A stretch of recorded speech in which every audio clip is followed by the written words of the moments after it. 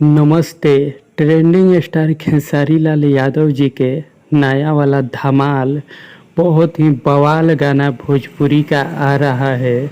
जी हाँ, बंगाली और भोजपुरी मिक्स सॉन्ग। जी हाँ दोस्तों, जिसका हमें और आप सबको बेसब्री से इंतज़ार था, वो टाइटल मिल गया है गाने का, बंधु 3 दिन 2.0। जी हाँ दोस्तों, आप सब स्क्रीन पर देख लीजिए, यही है वो गाने का टाइटल जो आने वाला है सारेगामा हम भोजपुरी चैनल से।